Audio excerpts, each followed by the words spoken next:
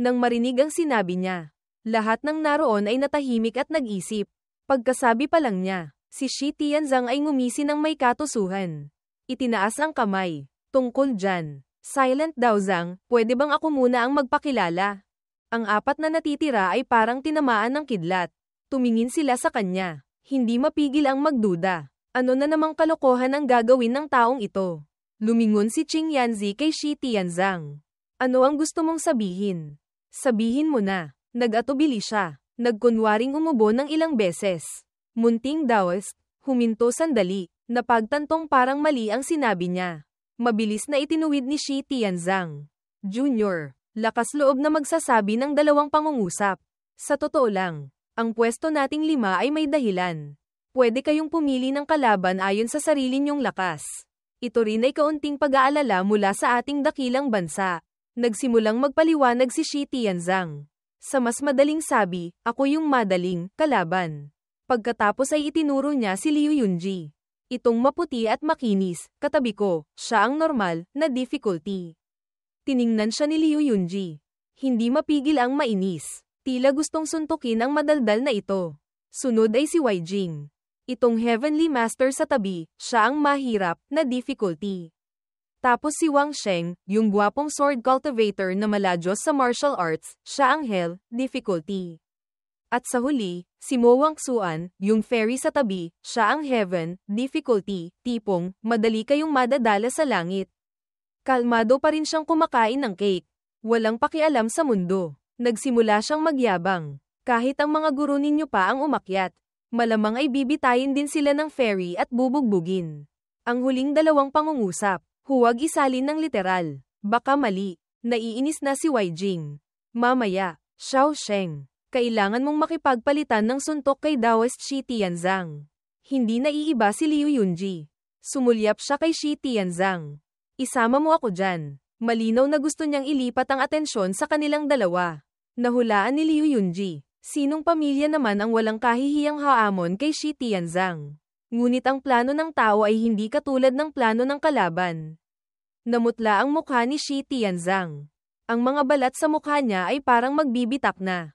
Huwag mong sabihin. Talagang may isang taong may mayabang na mukha. Hawak ang espada. Ang lumapit. Mabilis na umakyat sa entablado ang taong iyon. Ako rin ang pinakamahinang manlalaro sa kinatawan ng aming grupo. Tiningnan niya si Shi Tianzang nang hindi maganda. Mas mabuting makipagkiskisan na lang sa inyo. Ako at kayo. Mapapatunayan natin sa isa't isa. Galit na galit si Shi Tianzang na mahilig sa laban.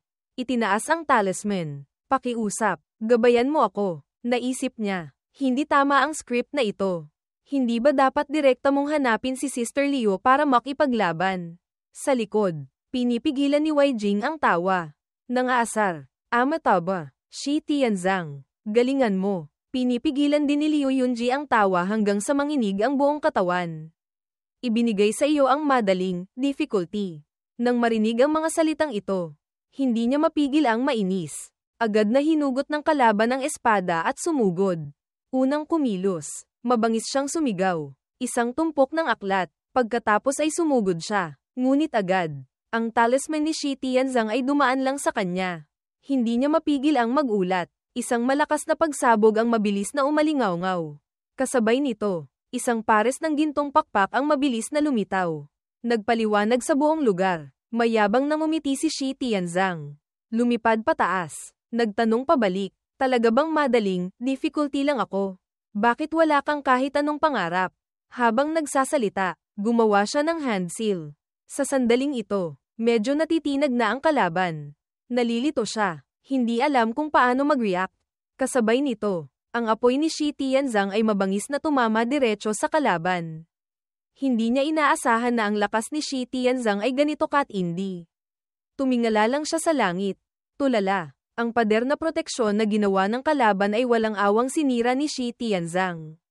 Ang mga apoy niya ay parang mga pana na walang tigil na bumabagsak sa kinatawan ng British Isles. Nang makita ang eksenang ito, natakot ang leader nila na baka mamatay ang tao niya sa kamay ni Shi Tianzang kaya sumigaw siya.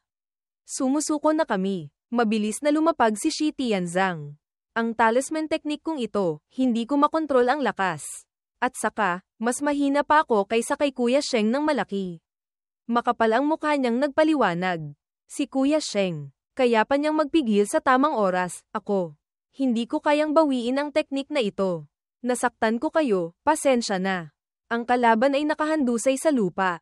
Umiikot ang isip. Kahit normal lang ang manalo at matalo, binata, pwedeng bumawi. Pati ang madaling, difficulty.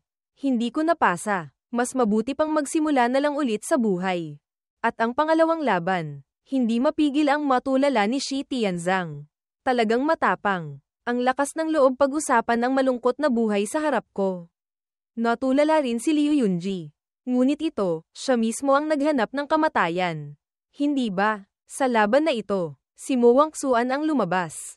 Walang bahid ng kaba sa mukha niya. Ang kalaban ay nakasuot ng baluti. Seryoso ang mukha, mukhang napakakol. Hindi mapigil ang mapabulalas ni Wei Jing. Level 1 boss, laban sa max level na player, wala nang pag-uusapan pa. At syempre, hindi na kailangang sabihin. Alam na ng lahat ang resulta. Si Mo Wangsuan, na parang isang diwata, ay madaling tinalo ang kalaban sa isang galaw lang. Tinakpan ni Shi Tianzang ang bibig. Ngumingisi ng may katusuhan. Sinabi ko na dati, heaven, difficulty. Pagkatapos ng ilang laban, unti-unting nawala ang yabang ng mga taga-British Isles. Hindi na sila kasing angas tulad ng dati. Tahimik silang pinagmasdan ni Wang Sheng. Ang British Isles, mula simula, parang may malaking plano silang itinatago. Ano ba talaga ang gusto nilang gawin? Agad, tumayo ang kinatawan ng British Isles para magsalita. Sinabi ng tagasalin, ngayon, ang makakilala ng ganito kahuhusay na mga batang cultivator, napakabihirang pagkakataon. Kahit hindi naaayon sa aming mga prinsipyo, mayroon kaming isang labis na kahilingan. Ang tinutukoy niya ay si Wang Sheng. Umaasa kami na ang sword cultivator na iyon ay pwedeng lumabas muli sa entablado para makipaglaban sa dalawang manlalaro namin na magaling sa special techniques. Napangiti si Wang Sheng sa isip. Kaya pala, dahil sa teknik na ito, nagpatuloy ang tagasalin. Hindi namin gustong maglaban para manalo o matalo, kahit manalo kami. Hindi rin naman ito marangal. Gusto lang naming subukan ang aming special techniques. Kung makakakuha kami ng ilang bentahe laban sa isang sword cultivator o hindi. Mapanghamak na tumawa si Shi Tianzang. Malakas na nagsalita, wala na ba kayong kahihiyan? Hindi rin napigilan ni Liu Yunji na magmura ng isang beses.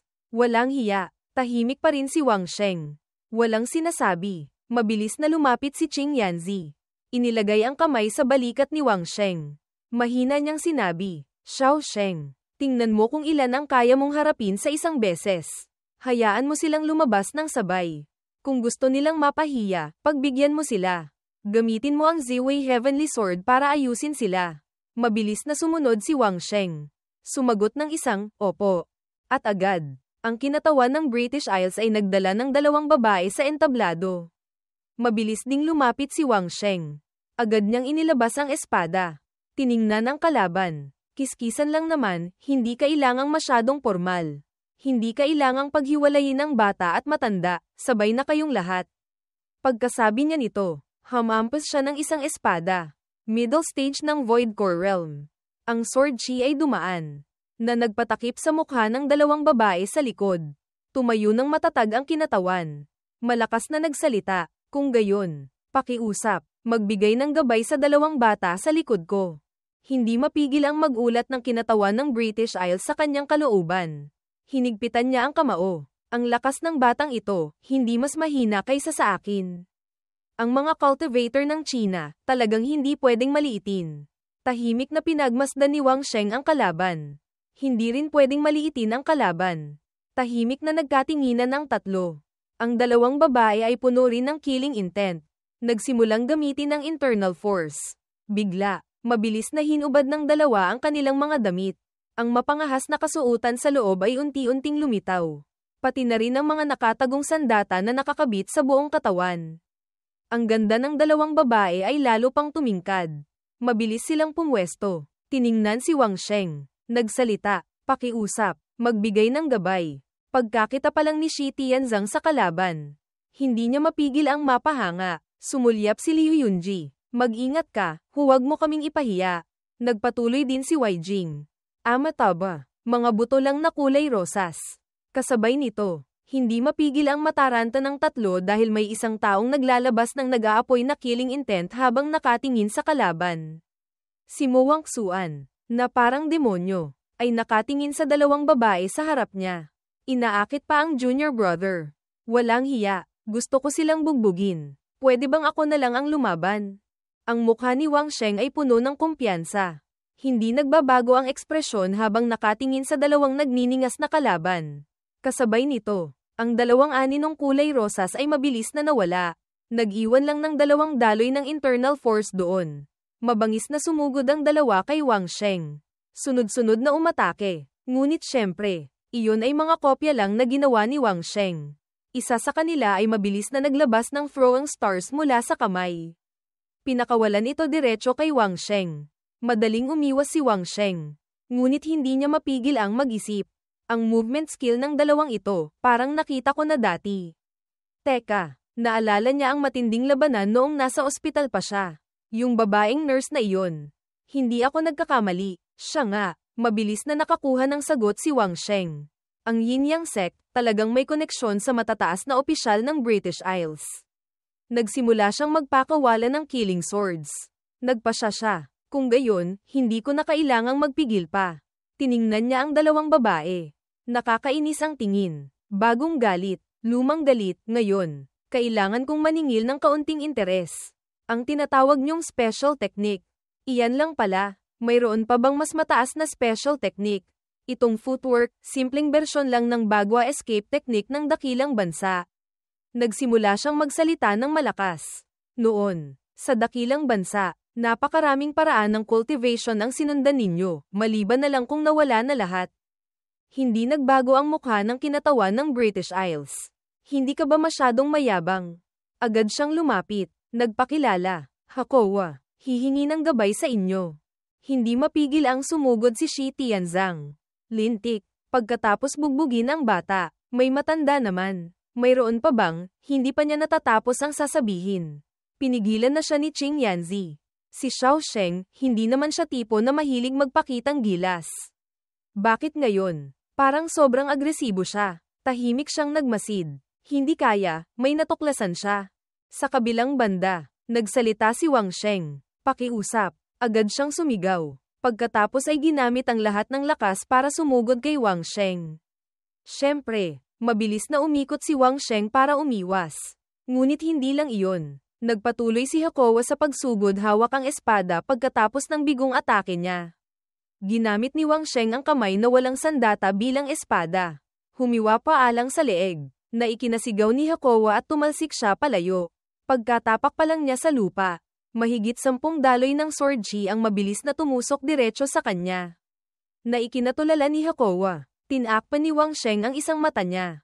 Ang teknik na ginamit niya kanina ay ang 7-star controlling sword technique. Ang mga sword chi na pinakawalan niya ay malakas na tumama kay Hakowa. Hindi nag-ingat si Hakowa kaya nataman siya ng isang hiwa sa balikat. Sumisigaw ng suporta si Shi Tianzang.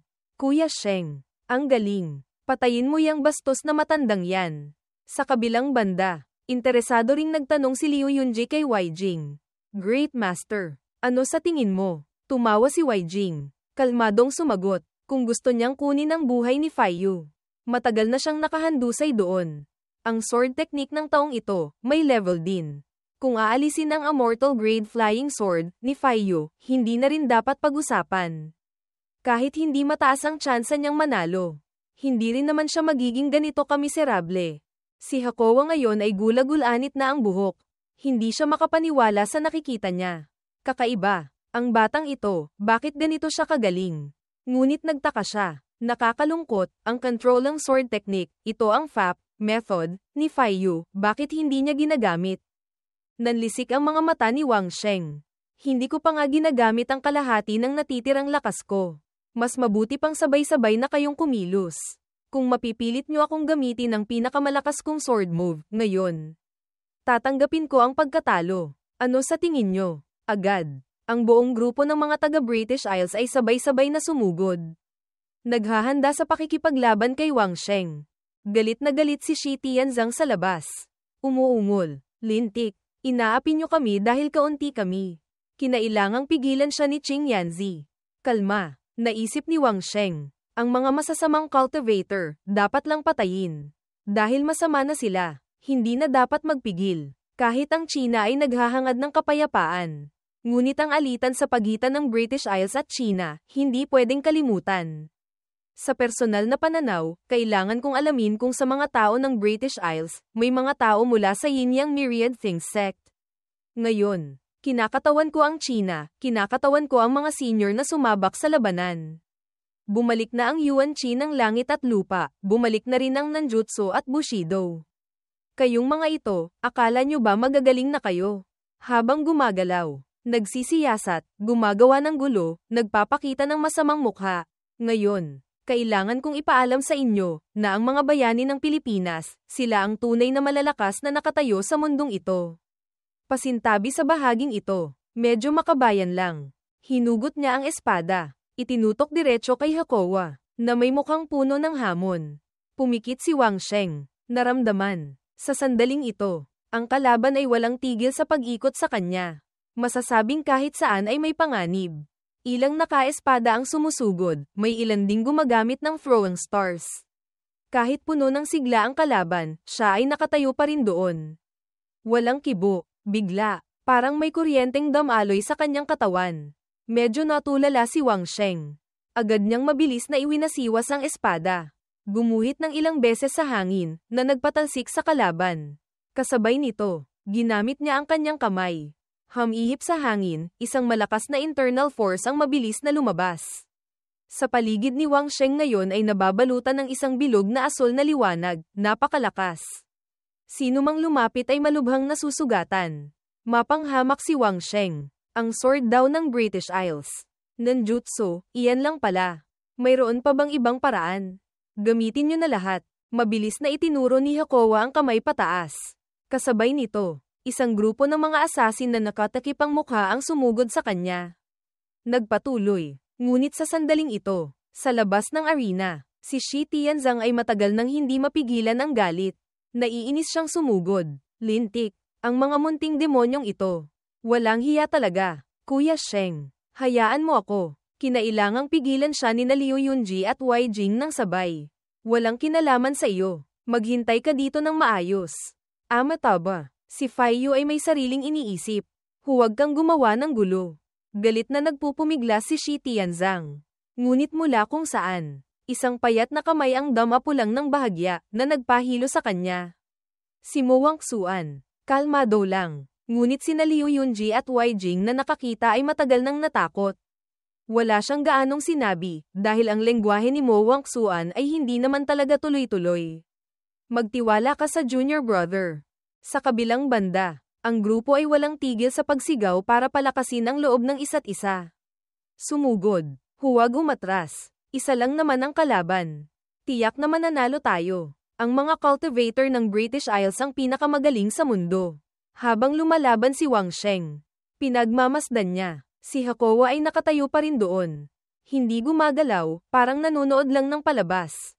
Naiinis si Wang Sheng. Hindi pa rin kikilos. Sa wakas, humakbang din siya. Isang batang sword cultivator lang, pero ang kakayahan niya ay nalampasan na ang karamihan sa aming mga tao. Ang cultivation world ng China, talagang napakalakas. Ang British Isles namin, kailangang labanan ng kalaban, para magkaroon ng kakayahang pigilan sila. Mukhang ang lakas ng sword array na ito ay sobrang laki, kaya hindi siya makapag-focus sa paggamit ng kakaibang controlling sword technique na iyon.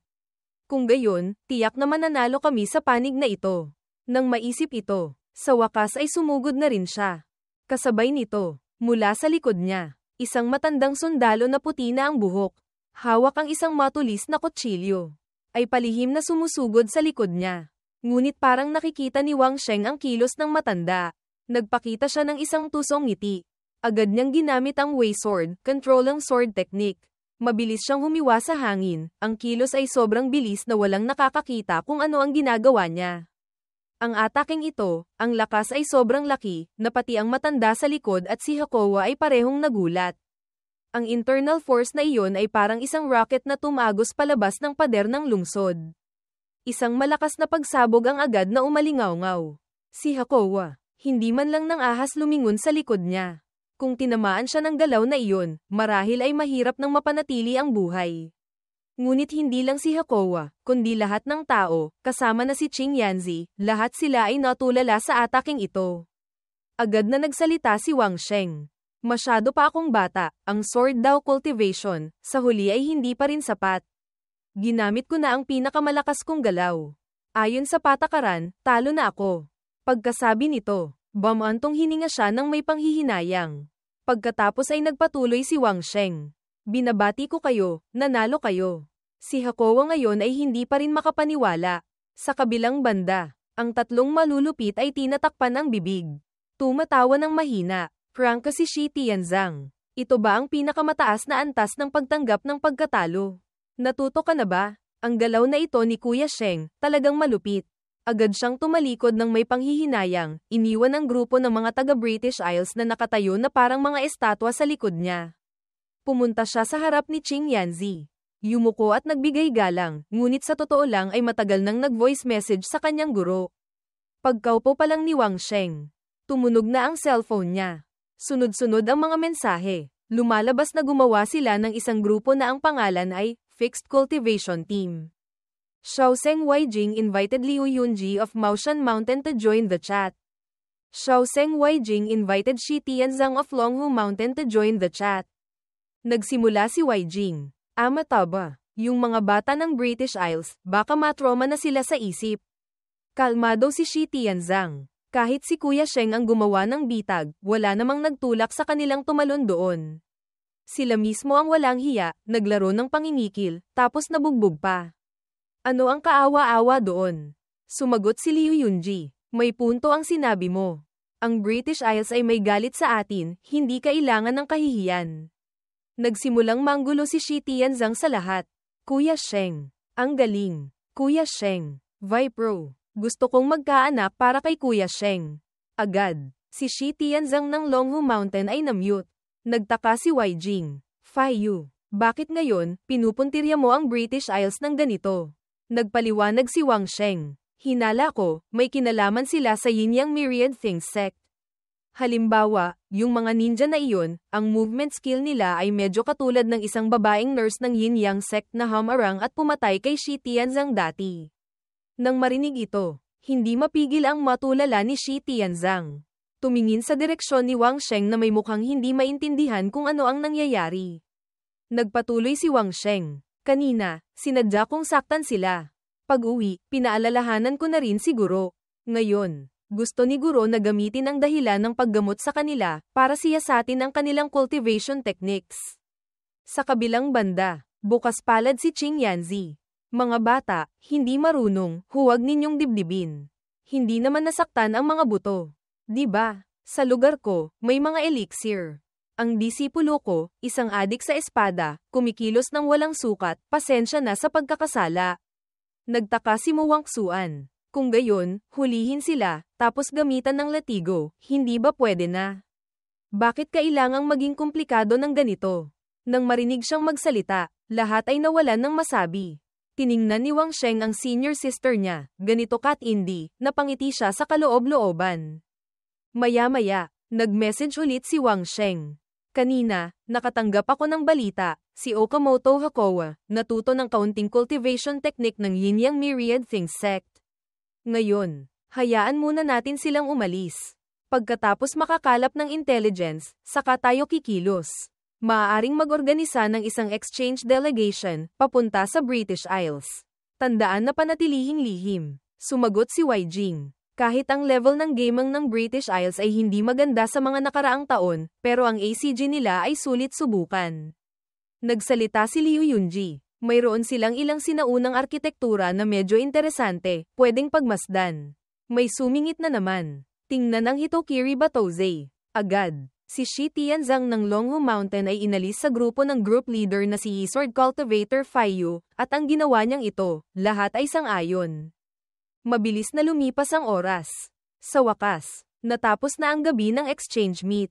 Sa hotel, lahat ay magkakasamang naglalaro ng baraha. Nagsalita si Liu Yunji. Kuya Sheng, Susunod, ikaw at si senior sister, babalik ba kayo sa bundok para mag-cultivate, o ano? Sumingit si Shi Tianzang. Kung pupunta kayo para hanapin ang mga masasamang cultivator at makipag-away, isama niyo ako. Nagpatuloy si Wei Jing. Ama taba, bakit si cultivator Shi Tianzang, medyo hindi nasisiyahan? Mag-ingat ka, baka isang grupo ang dumakip sa iyo. Agad siyang nagalit. Bastos na monghe. Ano ang pinagsasabi mo? Masayang ngumiti si Wang Sheng. Tingnan natin ang arrangement ni Guro. Kung si Wei Jing ay hindi nagmamadali, maghintay pa tayo ng ilang araw, may maganda kaming palabas na gustong ipakita. Ngumisi si Shi Tianzang ng may katusuhan. Kuya Sheng, anong magandang palabas? Napasimangot si Wang Sheng. Ang kulit mo. Sikreto. Kasabay nito, tumunog ang katok sa pinto.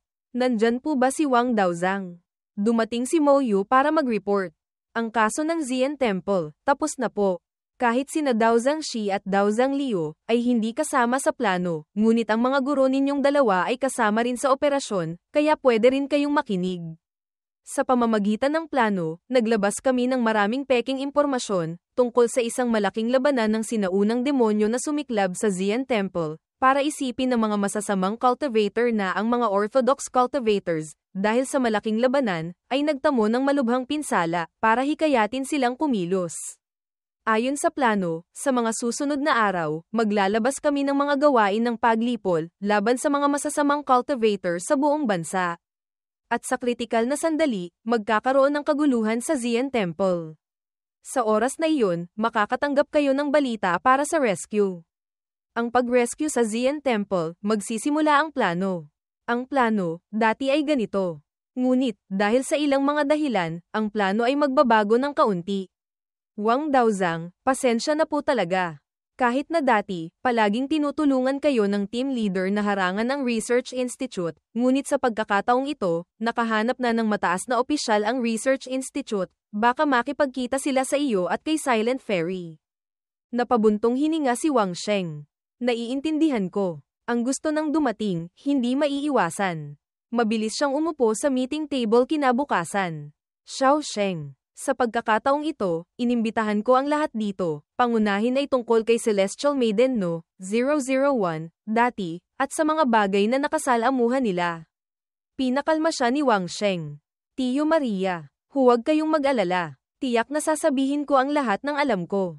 Umubo si Qing Yanzi ng ilang beses. Tungkol sa Celestial Maiden na iyon, hindi tulad ng sinabi ng dalawa kong disipulo. Yung Celestial Immortal na iyon, hindi rin alam ang ilang balita. Munting Daoist, pwedeng magdagdag ng kaunti.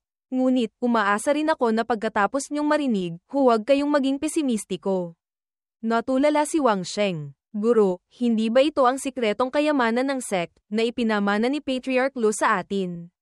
Mula sa loob ng gintong plate, parang umalingaw-ngaw ang isang pangungusap. Ang aking lineage, sa susunod, mayroon pa bang tao? Kalahating oras pagkatapos, nagulat ang professor. Qing Yanzi, iyon, si Lu Dongbin Immortal. Itong video material, bakit nakikita lang natin siyang nagsasalita doon, pero hindi maintindihan ang lengguwahe niya? Hula ni Qing Yanzi. Ito marahil ay isang voice transmission Jade Talisman, na ginagamit lang ng mga immortal. Kung hindi Golden Core Realm, hindi ma-activate. Ang ginamit ni Patriarch Lu, marahil ay lengguwahe ng sinaunang immortal family. Naghanda ako ng translation. Nakasulat sa sulat, ang mga pangyayari sa mundo ay mahirap hulaan, nakakapanghinayang. Hindi ko inaasahan, na ako, si Lu Dongbin, ay magkakaroon din ng araw na mag-iiwan ng huling habilin. Ikukwento ko ang buong pangyayari. Umaasa lang ako na sa hinaharap, kapag kayo ay umakyat na bilang immortal at umalis sa mundong ito, hindi dahil sa pagkakaiba ng lengguwahe, ay magdulot ng sakuna. Noong unang panahon, ang Sansinukob, ay isang kaguluhan. Sa paghila ng Great Dao, unti-unting nabuo ang Immortal Sacred Domain. Kasunod nito, ang mga nilalang ng iba't ibang lahi ay isinilang. At ang mga unang immortals, ay kasabay ding lumitaw, at itinaboy ang ibang mga lahi palabas ng Immortal Sacred Domain. Ilang daang milyong taon na ang nakalipas, si Hao Tian Immortal Emperor, pagkatapos pag-isahin ng Immortal Sacred Domain at ang Star Domain, bilang Immortal World, ninais na i-assimilate ang Great Daw ng Sansinukob, hindi inaasahang, tinamaan ng Great Daw, bumaba ang pagpigil. Hindi lang siya, kundi pati na rin ang hindi mabilang na mga immortal. Dahil dito, nawala ang immortal race, kaguluhan, hindi mabilang na mga expert, na dati nilang itinaboy, ay sinamantala ang pagkakataon para pumatay pabalik. Sa huli, nasira ang immortal world. Ang leader noon ng immortal race, si Ziwei Great Emperor, at ang mga immortal ng Heavenly Court, pinrotektahan ang mga anak ni Hao Tian Immortal Emperor, sumugod sa isang forbidden place. Nagulat ng husto ang professor. Kung gayon, ang tinatawag na mga immortal, ay isang super civilization, na pagkatapos matalo, ay tumakas papunta sa Earth, para magtago. Pinutol siya ni Qing Yanzi. Hayaan mo akong tapusin ang natitira. Noon, sa Earth, may isang sangay ng lahi, na kapareho ng pinagmulan ng mga immortal, ang pangalan ay Yutan. Pagkatapos matuklasan ng mga immortal ang Earth, agad nilang ginamit ang formation para itago ito, at ipinasa ang Dao heritage sa Yutan clan, na nagdulot ng resonance sa Great Dao. Kahit na ipasa na ang Dao heritage, ang mga immortal ay hindi pumayag na mabulok ng ganito. Dagdag pa, ang oras sa Earth ay dumadaloy ng 100 beses na mas mabagal, kaysa sa labas na mundo, mas lalo silang hindi makapaghintay. Kaya, 1,300 taon na ang nakalipas, nagpa siya ang mga immortal na pumatay palabas ng Immortal Forbidden, at ibalik ang dating kaluwalhatian. Bago umalis, ganap nilang sinelyuhan, ang Yuan Chi ng Earth, para maiwasan ang mga kaaway na mahanap ang lugar na ito. Ngunit, pagkatapos malaman ng ibang lahi, na lumitaw muli ang mga immortal, agad silang nagsanib puwersa, buong lakas na nilipol ang immortal race. Malubha ang pinsala ng mga immortal. 13 prinsesa, dahil sa sobrang bigat ng sugat, namatay sa daan pabalik sa Earth. Pagkasabi nito, hindi niya mapigil ang mapabuntong hininga. At si Patriarch Lu, sa huling labanan, ay dinala ang kahon na ito pabalik sa Earth, para bigyan tayo ng babala. Kung mayroon man sa atin na makakaakyat bilang immortal, hinding-hindi dapat ibunyag ang lokasyon ng Earth, para maiwasan ang sakuna. Nagtaka si Wang Sheng. Hindi ba't ang hinahabol ng mga immortal, ay mahabang buhay at kalayaan? Bakit kailangang kontrolin ang langit, lupa, at lahat ng bagay? Nagbulungan ang mga tao. Yung babaeng bangkay, prinsesa pala ng Heavenly Court. Ang bilis ng pag-ikot ng Earth at ng labas na mundo, ang ratio ay 1 sa 100, ano ang dahilan nito? Nahulaan ni Wang Sheng, si Hao Tian Immortal Emperor, dahil sa personal na hangarin, nagdulot ng pagbagsak ng immortal world. Ang mga pangunahing immortal, kaawa-awa ang kinahinatnan. Marahil, ang Heavenly Court, ay hindi kasing ganda ng iniisip natin. Pagkatapos ng pag-uusap ng lahat, hapon na rin, nang makitang tulala si Wang Sheng. Nagsalita si Qing Yanzi. Bakit? Na-shock ka ba sa nilalaman ng meeting kanina, naapektuhan ang Dao heart mo? Ang sinabi niya ay agad na nagpagising kay Wang Sheng. Nagpatuloy si Qing Yanzi. Ako, balak ko sanang, hanggang sa oras na kayo ay maghahanda ng harapin ang inyong tribulation, saka ko isa sa publiko ang tungkol sa huling habilin ni Patriarch Lu. Ngunit, ang maging immortal, hindi madaling bagay. Mag-focus ka sa cultivation. Mabilis ding hinaplos ni Mo Wangsuan ang ulo niya. Nagpapakita ng pag-alo. Ngumiti si Wang Sheng. Naiintindihan ko po, guro. Gumawa ng senadorya si Mo Wangsuan para makipag-usap kay Wang Sheng. Nagulat na nagtanong si Wang Sheng. Senior sister, sinasabi mo bang, sabay tayong haharap sa tribulation at aakyat bilang immortal, pagkatapos ay lalabas para tingnan? Nagsimula siyang mag-alala. Sa nakaraang buhay, si senior sister ay kakilala ng prinsesa ng Heavenly Court na iyon. Ang kanyang estado, tiyak na hindi mababa. May ganitong talento, sa buhay na ito, 8 sa 10 pagkakataon, hindi rin siya mahihirapan. Ngunit ako, isa lang akong mortal. Paano kung naging immortal na si senior sister, tapos hindi ako makasunod, ano ang gagawin ko? Ano ang nakakalito dito? Mayroon akong Dao heritage mula kay Ziwei Great Emperor at Patriarch Lu, mayroon pa akong guro at senior sister na gumagabay. Nang maisip ito, ngumiti siya ng may katusuhan. Kung hindi pa ako magiging immortal, pwede nang iuntog ang ulo ko sa puso ni senior sister hanggang mamatay. Hindi pa niya natatapos ang iniisip. Binatukan na siya. Bakit biglang, parang ayaw ko nang maging immortal? Gabi, nagsimula ng kumilos ang lahat. Nagrereklamo si Shi Tianzang. Malapit nang magsimula ang operasyon. Bakit wala pa si Kuya Sheng? Wala akong kahit anong pakiramdam ng seguridad. Sumulyap si Liu Yunji. Kung natatakot ka, umatras ka ng ilang hakbang. Ako at si Zen Master Weijing, sapat na kami. Suminghal si Shi Tianzang. Ako, ang core disciple ng Heavenly Master Dao sa Longhu Mountain, matatakot sa ilang masasamang cultivator na iyon. Nagsalita si Weijing. Dalawang kasama, hindi kailangang maging tensyonado. Ngayong gabi, maliit na eksena lang naman ito. Mabilis. Agad na sumigaw ang mga pulis. Yung nasa loob, dama pa kayo sa pwesto nyo. Pulis. Hinuhuli ang mapanganib na kriminal. Ang mga masasamang cultivator. Syempre, hindi makikipagtulungan. Patayin nyo ang mga pulis na to. Patayin ang isa. 5 elixir ang gantimpala. Sa kabilang banda, nag-report si Moyo ng sitwasyon. Ang pangunahing leader ng kalaban, sinamantala ang kaguluhan, lumabas na ng warehouse. Drone. Ilak ang target agad. Team 5. Team 6. Mag-ingat. Papunta na sila sa direksyon ninyo. Ang mga tumatakas na masasamang cultivator ay naiinis na nagmumura. Nakakainis. Ang mga aso ng gobyernong ito. Ang talas ng pang-amoy. Agad na sumugod si Weijing para harangan. 3 kasama. Sabay na kayong kumilos. Ang Buddha ay maawin. Ang Heavenly Venerate ninyo ay magpapatawad din sa inyo.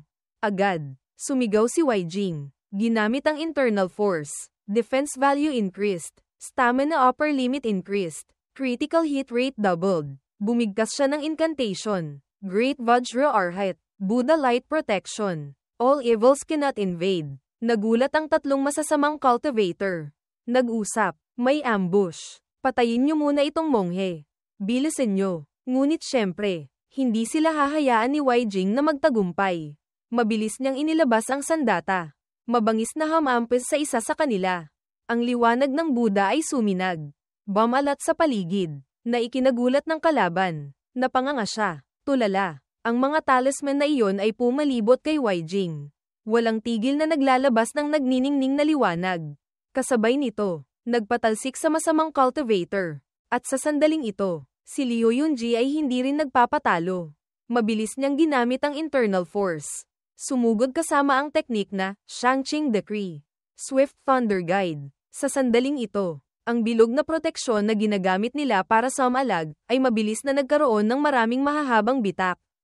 Isa sa mga babaeng masamang cultivator, nakatakip ang buong pagkatao, hindi siya nagsasalita, tahimik lang na nagpatuloy sa paggamit ng internal force. Ang ataking iyon ay mabangis na pinakawalan patungo kay Liu Yunji. At sa sandaling ito, si Liu Yunji ay puno rin ng sigla. Sumusugod. Nang makitang nasa panganib si Liu Yunji, mabilis na tumulong si Shi Tianzang. Munting Liuzi, huwag kang matakot, nandito na si Kuya para iligtas ka. 2 Vajra Talisman at Origin Chi Talisman ang mabilis na idinikit sa katawan ni Liu Yunji para dagdagan ang lakas. Ngunit, ang lintik na iyon, idinikit pa sa 2 chestnuts niya. Galit na galit si Liu Yunji. Sumigaw. Bastos. Pagbalik ko, kailangan kong makipaglaban sa iyo ng 3 rounds. Tinakpan ni Shi Tianzang ang bibig. Ngumingisi ng mapaglaro. Grabe, munting Liuzi. Hindi mo naiintindihan ang puso ng tao. Mabilis silang nagtulungan para harapin ang babaeng masamang cultivator na iyon. Isang atake mula kay Liu Yunji ang tumama, na nagpatakot sa kanya kaya tumakbo siya para umiwas. Ngunit sa huli, tinamaan pa rin siya ng kidlat na iyon. Sumigaw sa sakit ang babaeng masamang cultivator. Sa ibaba, isa pang kalaban ang nagtatangkang tumakas, sakto namang tinamaan siya ng isang atake na hindi niya inaasahan. Kasabay nito, isang pangkalaban ang mabangis na umatake sa kanilang dalawa. Mabilis silang tumingin. Ang matulis na talam ng internal force, papalapit sa kanila, napamura sila sa takot. Hindi naaabot. Kasabay nito, isang malakas at matulis na internal force ang sumugod sa masamang cultivator na iyon, mabangis na tumusok ng isang beses sa dibdib niya. Ang babaeng masamang cultivator ay tinamaan din ng isang hiwa sa leeg. Ang matabang masamang cultivator na kinukuryente, nakita ang pagbagsak ng kasama, medyo natakot siya. Nang makita si Wang Sheng na matikas na nakatayo doon, si Shi Tianzang, na parang nakakita ng tagapagligtas, ay masayang sumigaw, Kuya Sheng. Agad siyang mabilis na lumapag. Bakit kayo lang ang humaharang sa mga masasamang cultivator? Hindi ba nag-ayos ng dagdag na tao? Nagpaliwanag si Wai Jing. Ngayong gabi, masyadong maraming team ang kumikilos, medyo kulang sa tao. Fai Yu, bilisan mo. Pumasok ka sa loob para tumulong. Kami na ang magbabantay dito. Nakangiting sinabi ni Wang Sheng. Hindi na kailangan. Si senior sister ko, pumasok na. Sa loob, sunod-sunod na malalakas na tunog ang umalingaw-ngaw. Si Mo Wangsuan, mag-isa, nilinis ang isang grupo ng masasamang cultivator sa loob, gamit lang ang isang napakagaan na pagwasiwas ng kamay. Hindi alam kung ano ang ginawa niya, pati ang pader ay nagkabitak. Namutla si Shi Tianzang. Kuya Sheng, si senior sister natin, kulang pa ba ng alalay? Yung tipong sumisigaw ng galing. Galing. Pinagpawisan si Wang Sheng. Kailangan kong sabihin, marahil, hindi na natin kailangang magbayad ng gasto sa pinsala sa konstruksyon. Ano sa tingin nyo? Isang pagpupulong ang agad na isinagawa. Nag-report si Moyu. May resulta na ang interogasyon. Ang masamang cultivator na nahuli nating buhay, isa lang palang tauhan. Yung lalaking masamang cultivator na pinatay ni Wang Daozang, iyon pala ang Yuan Xian, may intelligence siya tungkol sa Yin-Yang sect. Nagtaka si Wai Jing. Ngayon, ang operasyon sa ibang mga lugar, kumusta na? Binuklat ni Mo Yu ang mga dokumento. 3 sa 4 na team, matagumpay na natapos ang misyon. Ngayon, ibabahagi ko sa inyo ang kaunting resulta ngayong gabi. Hanggang ngayon, nakahuli na tayo ng 32 masasamang cultivator, pumatay ng 642. Napabuntong hininga si Wang Sheng. Minsan, ang sobrang bilis ng espada, hindi rin magandang bagay. Hinaplos ni Mo Wangsuan ang ulo niya. Nagpapakita ng pag-alo. Sinabi pa ni Mo Yu. Pangunahin, dahil dati, hindi natin sinabi na kailangan nating panatilihing buhay ang mga testigo. At saka, dahil sa kasalukuyang kakulangan ng tao, ang mga requirement ng Yin-Yang sect para sa Yuan Xian, wala ng requirement sa cultivation level, tinitingnan na lang kung mabilis kumilos o hindi. Nag-isip si Shi Tianzang. Ganoon pala, basta't mabilis ang utak, pwede nang maging Yuan Xian. Sumagot si Liu Yunji. Tama, ang cultivation level ay pwedeng itaas, ang pagpapatalas ng isip, medyo mahirap. Sumingit din si Wai Jing. Makikita na ang Yin-Yang sect, nagsisimula ng humina. Nagpatuloy si Mo Yu sa pagtingin sa statistics table.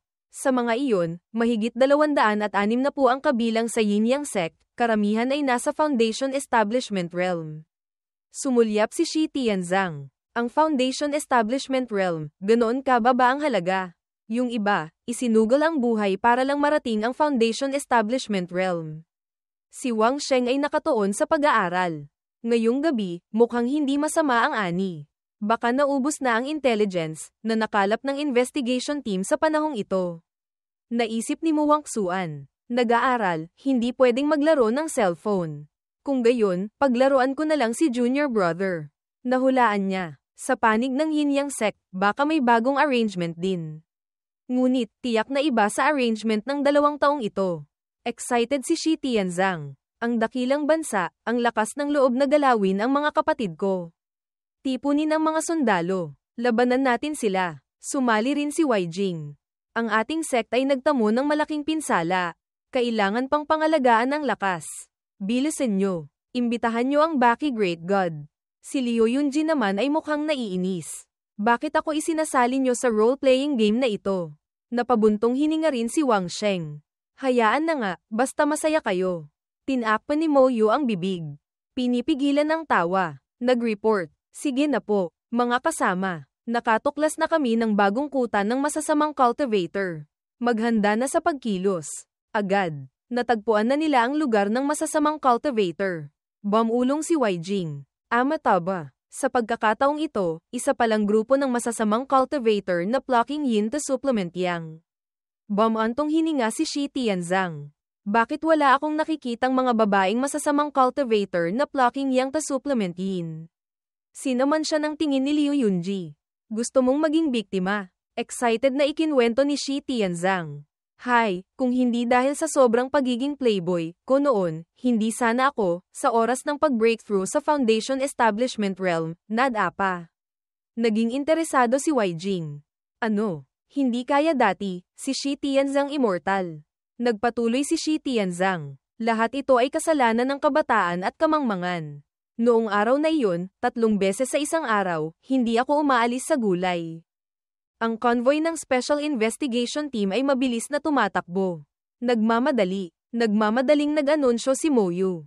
Mga kasama, may emergency situation. Bilisan nyo. Mabilis na sumakay si Wang Sheng. Anong nangyari? Inabot ni Moyu ang gamit. May nangyari sa Xian Temple. Kakatanggap lang namin ng abiso. Ang ancient demon sa Xian Temple, lumitaw. Ang aksyon, ngayon ay may ilang dosenang Great Masters na umaakyat para pigilan ang demonic chi. Kailangan namin kayong pumunta para tumulong. Sinabi ni Wang Sheng. Mabilis na ipaalam sa ilang pang-experts. Para madagdagan ang kasiguraduhan. Mabilis na sumagot si Moyu. Wang Daozang. Huwag kayong mag-alala. Nagdi-dispatch na kami ng mga tao. Nag-aalala si Wang Sheng. Nagsimula na ang plano, pero bakit, hindi ko alam kung bakit, nakakaramdam ako ng pagkabalisa. Paglipat ng oras sa ilang oras na nakalipas. Sa isang kakaibang lugar, isang masamang boses ang umalingaw-ngaw. Sect Master. 14 na Yuan Xian ang napatay o nahuli. Nawalan na tayo ng 15% ng ating lakas pandigma. Sumingit din ang natitirang isa. Sect Master. Ang dakilang bansa, matagal nang naghahanda. Susunod, tiyak na patuloy silang aatake. Mahihirapan na tayong maghanap ng matataguan. Nagbili ng Sect Master. Sabihan ng mga departamento na magpatuloy sa pagtatago. Ang mga elder, magpatuloy sa pag-iingat. Nakatanggap ako ng tiyak na balita. Ang dakilang bansa, gusto lang tayong hikayatin na tipunin ang ating lakas, para kumilos. Nag-utos siya. Umatras na kayo. Tandaan. Ano man ang mangyari, huwag magpapakita ng kahit anong kilos. Yumuko ang 2 anino. Sumusunod sa utos ng Sect Master. Agad. Tumunog ang cellphone niya. Diretsahang sinabi ng nasa kabilang linya. Nagbago ang isip ko. O kaya, sa pagkakataong ito, gamitin natin ang kanilang plano laban sa kanila, lipulin ang ilang pangunahing lakas ng Righteous Path, maghanda para sa ating mga plano sa hinaharap. Nagtanong pabalik ang Yin Sect Master. Gusto mong kumilos? Tumawag ka para sabihin, sa pagkakataong ito, isang magandang pagkakataon. Kahit mabaygo, hindi rin naman masyadong mauubos ang ating lakas. Nakarating na ako dati sa Xian Temple, naobserbahan ko ang arrangement doon. Ngayon, marahil ay nakabawi na ng kaunting lakas ang Ancient Demon. Kailangan ko lang humanap ng pagkakataon, na pakawalan ang Ancient Demon. Yung mga Righteous Path na iyon, sila mismo ang pupunta sa kamatayan. Mabilis na sumang-ayon ng Yin Sect Master. Kung nagpasya ka na, kung gayon, gawin mo na. Sa kabilang banda, lahat ay nagsisikap na lumaban sa isang babaeng Ancient Demon. Malakas na sinabi ng martial uncle ni Shi Tianzang. Yung mga nasa ibaba ng Void Core Realm. Umatras. Hindi pwedeng hayaang maghasik ng lagim ang Ancient Demon na ito sa mga nilalang. Pagkatapos magbilin, mabilis na ginamit ni Martial Uncle ang internal force. Sumigaw. Demon Silang Grand Array. Bukas. Mabilis na napigilan ng internal force na ito ang Ancient Demon. Nahihirapan siyang gamitin ang 2 kamay para samalag. Ang imahe ng Ancient Demon ay mabilis na ipinakita sa screen ng laptop. Sa isang sulok ng Peking Xian Temple, hindi mapigil ang humanga ni Wei Jing. Amataba. Ang epektong ito, ang atmosphere na ito, perpekto. Sumingit din si Liu Yunji. Sa daan natin papunta dito, pang-ilan na itong video. Ang production team, talagang pinag-isipan ng mabuti. Nagdagdag si Shi Tianzang. Ang martial uncle ko, mayroon pang isang linya. Gwapo na bida. Hindi pa tumatakbo. Sinabi ni Moyu. Ito ang video na sinadya naming ipakalat sa labas. Kung ganito pa rin, hindi pa rin natitinag ang mga masasamang cultivator na iyon, tatanggapin na lang natin ang kamalasan. Ngayon, ang buong lugar ng tuktok ng bundok, ay inayos na ang Origin Silang Grand Array. Sa itaas ng bundok, sa ibaba ng bundok, lahat ay may naka-ambush na maraming tao. Kapag pumasok na ang Yin Yang Sect, agad nating i-activate ang Grand Array. Sa oras na iyon, mahihirapan silang umabante o umatras. Lahat ay kailangan pang magpanggap na patay. Sinabi ni Shi Tianzang. Para hikayatin ang masasamang cultivator, hindi lang gumawa ng Peking Templo, ginawa pa talagang ganito.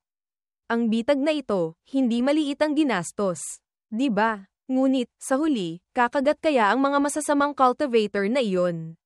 Sumagot si Wang Sheng. Dapat, kung mabaygo ang plano, pinakamasama na ay hindi sila kumagit. Di ba? Ang totoong Zian Temple, hindi dapat pabayaan. Nagsalita si Mo Yu. Wang Daozang. Huwag kayong mag-alala. Ang combat preparation team, malapit nang dumating doon. At saka, ang lakas ng mga high monks na iyon, hindi rin madaling maliitin. Tahimik na nag-isip si Wang Sheng. Pag-akyat ko ng bundok, hindi ko maramdaman ang hininga ni Guro. Hindi ko alam kung saan na nagpunta si Guro. Paglipat ng eksena sa lugar na malalim sa ilalim ng lupa ng Peking Zian Temple. Nagmasid si Qing Yanzi. Pagkatapos ay nagtanong, ano na ang sitwasyon ngayon? Isang tauhan ang nag-anunsyo. Silent Daozang. Huwag kayong mag-alala. Ngayon, natuklasan na ang mahigit 60 masasamang cultivator na Void Core Realm, lumitaw sa ibaba ng bundok. Nagtipon sila sa bundok sa likod, nagsisimula ng maghanda sa pag-atake. Nagtaka siya, wala man lang Golden Core Cultivator. Hindi kaya, nakahalo na sila sa mga tao. Habang nag-iisip, umalingaw-ngaw ang boses ng tauhan. Silent Daozang. Sa panig ng Demon Sealing Well, biglang lumakas ang demonic chi. Nagulat siya dito. Ano? Agad na nagbilin si Qing Yanzi. Lahat kayo, manatili dito. Magpatuloy ayon sa plano. Kamakailan, nag-research ako ng kaunti tungkol sa 5 Elements Escape Technique. Earth Escape, pupunta ako doon para subukan. Nang marinig siyang magsalita, medyo nag-alala si Jing Yun. Nagbilin. Shikshong, mag-ingat ka. Lumingon siya sa matandang monghe. Monk Feng, ang iyong Buddhist Dharma, may kakayahang pigilan ang mga demonyo. Sumama ka sa akin. Ngumiti si Zen Master Rufeng. Talaga bang hindi ka natatakot na maistorbo ako? Agad, mabilis silang dalawa na nag-earth escape para siyasatin ang sitwasyon. Paglipat ng eksena sa loob ng Peking Zian Temple. Ang lugar dito ay napakatahimik na nakakatakot. Sa bakana ng balon, ang mga monghe ay magkakasamang nakaupo ng pabilog, nagsasanib puwersa para pigilan ang ancient demon na makalabas. Pagdating pa lang ni Qing Yanzi, tumingin siya, nahulaan niya. Mukhang malapit nang masira ng ancient demon ang selyo. Pinakamabilis, marahil sa kabilugan ng buwan ngayong gabi. Agad siyang lumapit sa bakana ng balon. Huwag magmadali, kukuha ako ng kaunting tubig mula sa balon para subukan. Kasabay nito, biglang kumislap ang mga mata ni Zen Master Rufeng. Isang mabangis na kislap, bigla siyang malakas na tumulak kay Qing Yanzi mula sa likuran. Mukhang naramdaman din ni Qing Yanzi na mayroong kakaiba. Mabilis niyang ginamit ang internal force, ngunit dahil sobrang biglaan ang atake, hindi rin siya nakapalag. Sira na. Ang plano, maaga pa. Hindi pa niya natatapos ang iniisip, tumulo na ang sariwang dugo. Si Qing Yanzi ay tinraidor ng hindi inaasahan, ng taong hindi inaakala ng lahat. Isang malalim na boses ang umalingaw-ngaw. Silent, ayoko rin sanang gawin ito. Si Qing Yanzi ay nasaksak ng isang beses, tumagos sa puso. Nagpatuloy si Rufeng na masama ang ngiti. Para mahanap ang Qing Yao Sword, na kayang sirain ang iyong Pyryang magic power, ang buong sect namin, gumugol ng 1 taon at kalahati. Magpahinga ka na. Nanlisik ang mga mata ni Qing Yanzi. Ang boses ay may kasamang galit.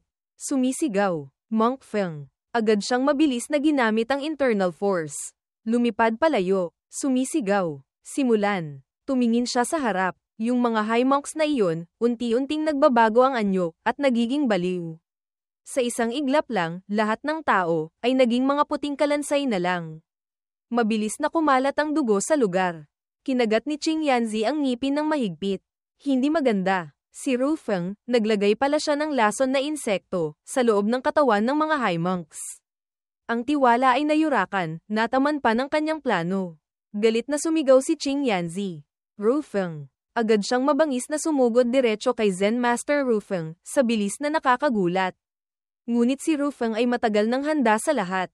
Dahil naramdaman ang banta mula kay Qing Yanzi, lumipad siya palayo, iniwan ang 2 masamang cultivator. Sila ay nagsanib puwersa, sabay na sumugod kay Qing Yanzi. Hindi rin siya nagpatalo, mag-isang sumugod. Ang espada sa dibdib niya ay naroon pa rin, kasama ang malubhang sugat.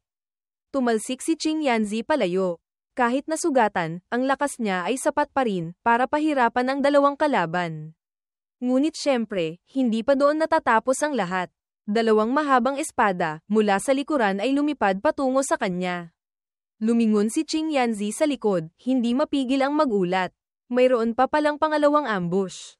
Agad siyang umiwas, kasabay ng pag-atake sa dalawang kalaban. Yung lugar na iyon, tinamaan ng dalawang espada, nag-iwan ng malaking butas. Lumipad si Qing Yanzi, nag-iisip. Kahit ang atensyon natin ay laging nasa Peking Zien Temple, hindi rin naman natin pinabayaan ang pagbabantay sa totoong Zien Temple.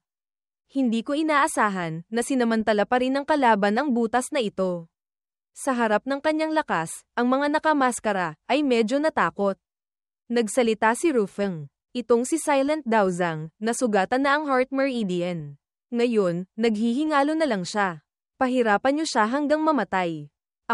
Pupunta ako para pakawalan ang Ancient Demon. Agad, sumigaw ang mga nakaitim na damit.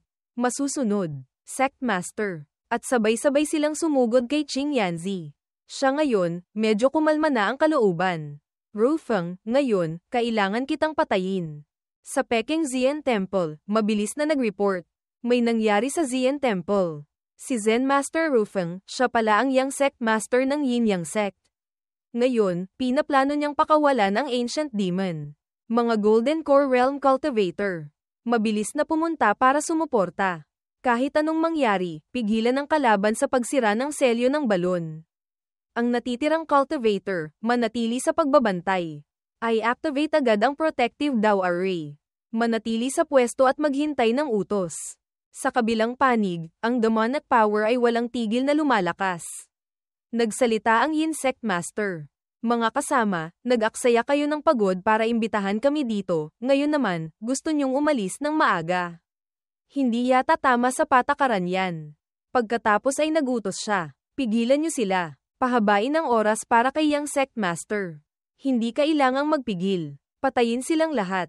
Sa kabilang banda, nag-aalala si Wang Sheng. Mo Yu, ang guro ko, kumusta na siya? Hindi rin niya inaasahan na si Zen Master Ru Feng ay tao pala ng Yin Yang Sect. Kung gayon, siguro, mabilis na nag-report si Mo Yu. Si Silent Daozang, tinraidor, malubha ang sugat sa katawan, ngayon, mag-isa siyang lumalaban sa Zien Temple. Dahil dito, hindi niya mapigil ang mag-alala. Agad niyang tinawag ang Sword Chi. Sinabi kay Mo Wangsuan, Senior Sister, pupunta tayo para tulungan si Guro. Pagkasabi niya nito, sabay silang sumakay sa espada, lumipad ng mabilis papunta sa direksyon ni Qing Yanzi, para sumaklolo. Lahat, kumalat, magsimula na ang aksyon. Void Core Realm pataas. Sumunod kay Elder Faiyu. Sumuporta sa Zien Temple. Sumigaw ang mga taga-Yin Yang Sect. Pigilan niyo ang mga taong ito. Sa kabilang banda, ang Great Elder ng Sword Sect, at ang Martial Uncle ni Shi Tianzang, ay abala rin sa pakikipaglaban. Sumigaw siya, Faiyu, kayo muna ang pumunta dito. Kasabay nito, inilabas ni Wang Sheng ang dalawang talisman. True Yuan Talisman at Origin Returning Talisman. Nagmamadali niyang sinabi kay Mo Wangsuan, Senior Sister, bigyan mo ako ng True Yuan. Hindi siya nagsalita, direktang sumang-ayon. Galit na sinisi ni Wang Sheng ang sarili.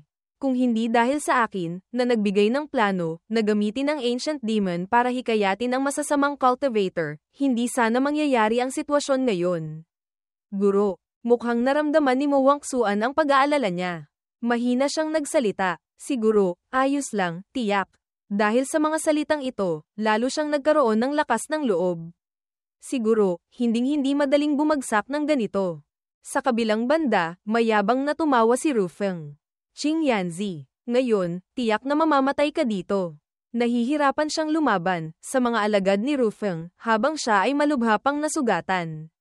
Dugo ay kumakalat kahit saan. Ginamit ni Qing Yanzi ang internal force, nag-set up ng array. Ito, ang Yin Yang Vast Origin Array. Hindi niya mapigil ang mapangiti ng mapait sa sarili, kinukot siya ang sarili. Hindi ko inaasahan na ako, bilang guro, ay magkakaroon pa ng araw na palihim na pag-aaralan ang teknik ng sarili kong disipulo. Ang lakas niya ay mabilis na tumama paitaas sa langit, mabangis na tumusok sa mga munghing iyon. Si Qing Yanzi ngayon, mukhang ginagamit na ang lahat ng lakas, ginamit ang internal force. Sumisigaw, Ru Feng, tanggapin mo ang kamatayan. Natakot si Ru Feng hanggang sa matulala. Malubha na ang sugat sa katawan, pero kaya pa rin kaming pilitin hanggang sa ganitong punto. Nagsimulang lumitaw ang killing intent. Si Qing Yanzi, isang araw na hindi malipol, kami, habang buhay, walang araw ng kapayapaan. Agad, si Qing Yanzi ay lumipad ng mabilis, umiiwas sa atake ng dalawang nakamaskara. Lumusat siya diretso sa lupa. Nagulat sila. Hindi mapigil ang magtaka ni Ru Feng. Ito ba ay Earth Escape Technique? Susundan sana siya ng mga tauhan, nang pigilan sila ni Ru Feng. Hindi na kailangang habulin pa.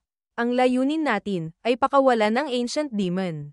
Dalawang Elder, pumunta kayo para lipulin ang mga righteous path na darating para sumuporta. Ang iba, kolektahin ang dugo ng mga mongheng iyon, ilagay sa loob ng balon. Nagsimula siyang gamitin ng internal force, nag-utos sa kanila. Bilisan niyo ang kilos. Mabilis na sumunod ang mga iyon, at nawala. Agad, isang malakas na internal force ang sumugod pataas. Inihahanda ko na ang pag-activate ng ancient array na ito. Paglipat ng eksena kay Qing Yanzi, nakatakas siya ng ligtas. Kailangang, habang gising pa, agad na bumalik, sa target point number 2, Peking Zien Temple, sabihin ang balitang iyon, sa iba. Pag-iisip pa lang nito, isa pang subo ng dugo, ang hindi mapigil ang lumabas. Mula sa malayo, isang pamilyar na boses ang umalingaw-ngaw. Guro, ang dalawang salitang, Xiao Sheng. Pagkasabi pa lang, ang paningin ni Qing Yanzi ngayon, ay umikot na rin. Si Wang Sheng at si Mo Wangsuan, mabilis siyang dinala sa isang tagong lugar, para gamutin. Garalgal ang boses ni Qing Yanzi. Sa pagkakataong ito, mukhang, napahiya ko kayong dalawa. Ang katawan, mahina pa rin. Pagkasabi nito, hindi niya mapigil ang umubo. Nag-aalalang pinutol siya ni Wang Sheng. Guro, huwag ka munang magsalita. Una, huwag kang magsabi ng kahit ano. Hindi niya iniinda ang sariling kaligtasan. Xiao Sheng, bilisan mo. Ipaalam mo sa iba. Kung hindi mapipigilan, ang paglabas ng Ancient Demon, kahit gumamit pa ng modernong sandata, hindi mareresolba. Sa loob ng gumuhong estatwa, sa gitna ng Zien Temple, may isang relic. Malapit nang dumating ang suporta ni Guro. Sabihin mo sa kanila, huwag gumawa ng kalokohan. Ang mga susunod na bagay, ipaubaya nyo na sa mga tulad ni Xiniang. Ang gobyerno, tiyak na kaya. Kung pakakawalan ng Ancient Demon, si Ru Feng, malaki ang posibilidad na umalis agad. Hindi ko siya hahayaang tumakas. Kahit hindi ako ang kalaban niya, kailangan ko siyang pigilan. Lumikha ng mas maraming pagkakataon, para sa mga senior. Ginamit ni Mo Wangsuan ang kanyang magic technique, isang daloy ng asol na liwanag, puno ng internal force, ang lumabas mula sa kamay niya, ipinasa kay Wang Sheng. Sa paligid niya, napuno ng liwanag. Sa ilalim ng paa ni Wang Sheng, lumitaw ang isang malaking simbolo ng yin-yang. Si Qing Yanzi ngayon, nakatayo sa likod ni Mo Wangsuan, tiningnan si Wang Sheng na may pagkabigla. Mukhang malaki ang epekto sa kanya ng sugat, umubo siya ng ilang beses. Tumigil ka, huwag mong pilitin. Kumunat ang noo niya, ang mukha niya ay nagpapakita ng pagkalito, pagod. Ubo, hindi ako mamamatay. Sumagot si Wang Sheng, ang ulo ay hindi lumilingon, sa Guro. 1 sentimetro lang ang kulang, kung mas malaki pa ng kaunti ang espadang iyon, ang puso ni Guro, ay nadoraj na sana. Napabuntong hininga siya, naiinis, kumunat ang kilay, nagngangalit ang ngipin. Ang kanyang mga mata ngayon, ay puno na ng mga ugat ng dugo. Ang nagturo sa akin ng cultivation, ng daw, ngunit ang mga magulang ko, ang guro ko, at pati na si senior sister, walang sino man ang pwedeng humipo. Tumingala si Mo Wangsuan, sa kanyang junior brother, na may mga matang puno ng pagtataka, ang kamay ay hindi tumitigil sa paggawa ng FAP. Nagpatuloy si Wang Sheng. Ang liwanag na iyon, ay naging mas malakas pa kaysa dati, na nagpadurog sa mga bato sa paligid. Ang Dao Heart, nasira, secluded cultivation ng ilang dekada, ay pwedeng makabawi. Kung mawala si Guro, saan ko pa hahanapin si Guro? Ngayon, kailangan kong maging isang mortal, bago pa mag-cultivate, ng isang beses. Gumamit ng paghihiganti para sa paghihiganti. Ngayon, kung hindi mamatay si Ru Feng, bukas, hahabulin ko pa rin siya, hanggang sa dulo ng mundo. Pagkatapos niyang magsalita, lumipad siya, sakay ng kakaibang asul na liwanag na iyon, iniwan ang kanyang guro at senior sister, na nakatayo doon, na may tinging tulala. Lumipad si Wang Sheng, na may seryosong anyo, at napakalaking determinasyon. Kailangan ko siyang patayin. Isang malaking pagsabog ang biglang lumitaw sa kalangitan, na nagpatamba sa mga helicopter. Ang mga masasamang cultivator, lumikha ng malalaking bowl ang apoy, ibinato sa tiyan ng helicopter. Ang mga masasamang cultivator, nagtipon ng lakas, bumuo ng isang higanteng dragon, sumugod diretso sa helicopter, na nagpasabog dito. Ang mga piraso ng helicopter, kumalat sa bughaw na kalangitan. Si Wang Sheng, sa wakas, nakarating na sa lugar ng masamang cultivator. Lumingon ito, at sumulyap sa kanya. Habang lumilipad patungo sa kanya, nagsalita. Isang void core lang naman. Hindi nagatubili si Wang Sheng, itinutok diretso ang dulo ng espada sa kanya.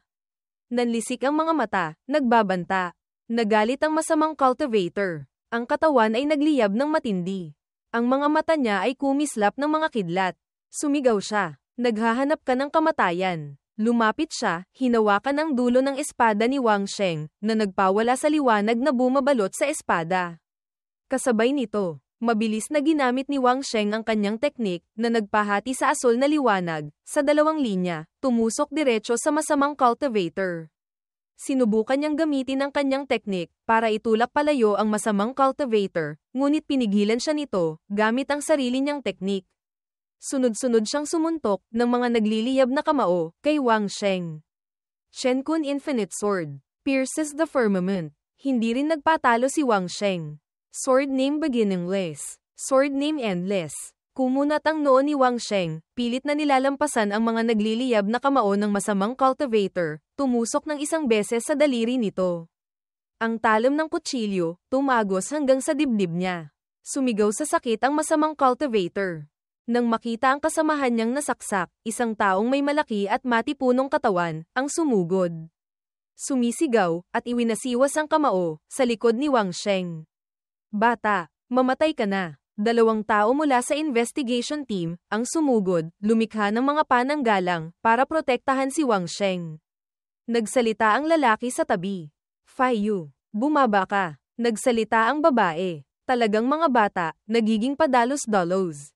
Nagsalita ang lalaki, habang ginagamit ang teknik sa masamang cultivator. Faiyu, pumunta ka at patayin mo yung mga langaw mula sa silangang Hapon, na katulad ng Fang Mosek, para sa akin. Pagkarinig nito, lumipad siya pababa, sa kagubatan sa ibaba. Opo, ang paligid ay napakatahimik, tanging ang mga daing na lang dahil sa sakit, ang maririnig mula kay Wang Sheng. Samukha siya ng dugo. Sumandal si Wang Sheng sa puno, mukhang napakapagod. Nakasandal sa puno, sinuri niya ang sarili. Sa mukha ng namuong dugo, gumaling na ang internal injury, ang mga buto, hindi rin nabali. Nag-aalala siyang kinagat ang daliri, hanggang sa damyugo. Sumulyap si Wang Sheng gamit ang kanyang mga dilaw na mata, puno ng pagdududa. Naisip niya, susunod, ang gusto kong patayin, ay isang golden core cultivator. Kailangan kong kumalma, tanging sa pagpapanatili ng pinakamagandang kondisyon. Na parang para patunayan ang kanyang hinala, nagpa siya si Wang Sheng na gamitin ang kanyang teknik, para subukan. Hindi inaasahan, na tinamaan niya ang isa sa mga alagad. At napagtanto, na napapaligiran siya ng isang grupo ng iba pa. Naisip niya, ako lang, ang makakapaghiganti para kay guro. Sa control room, si Qiling, habang sinusubaybayan si Wang Sheng, ay nagre-report ng kanyang sitwasyon, sa mga nasa paligid. Si Silent Daozang, ay nasa daan na pabalik. Ngayon, nakaligtas na siya sa panganib sa buhay. 3 minuto pa, darating ang suporta malapit sa Demon Silang Well. Ang iba pang nasa kwarto, ay nakatuon din sa pakikinig sa kanya, at pagsubaybay sa malaking screen. 2 grupo ng epektibong suporta, ay 2 Golden Core Realm Cultivators. Pagkatapos ng kalahating minuto, darating sila sa tuktok ng bundok malapit sa Peking Zien Temple, na-activate na ang Protective Grand Array, kaya pang tumagal ng mahigit 1 oras. Naging seryoso ang mukha ni Qiling, ang mga mata niya ay diretso sa malaking screen, nagsalita. Pansamantalang iwanan ng Demon Silang Well. Ay deploy ang 80% ng firepower. Targetin ang pangalawang layunin. Peking Zien Temple. Sa oras na tumama ang bomber sa target area, gumamit ng dagdag na heavy firepower, atakihin. Gumamit ng air-to-air missiles, para atakihin ang Golden Core masamang cultivator. Kung hindi gumana ang 1 beses, 5 beses, 10 beses, lumingon siya, sa lalaki. Bukod pa riyan, kailangan kong humingi ng pahintulot sa nakatataas, na gamitin ang Sky Sword System. Sumagot ang lalaki. Ang banta mula sa Ancient Demon, ay mas malaki kaysa sa masamang cultivator. Team Leader Chilling, ang ganitong arrangement, hindi ba masyadong mapanganib? Isang grupo ng mga missile, na mukhang moderno, ang lumitaw sa screen, ang mga dulo nito ay nagliliwanag, na parang handa ng magbuga ng apoy, at lumipad anumang oras. Nagpatuloy si Team Leader Chilling, ang mukha niya ay lalong naging seryoso. Lahat ng panganib, ako ang sasalo. Ang hayaang makapasok ang especially iyan ng kalaban sa investigation team, ay responsibilidad ko. Handa na akong magbitiw sa tungkulin, tanggapin ang lahat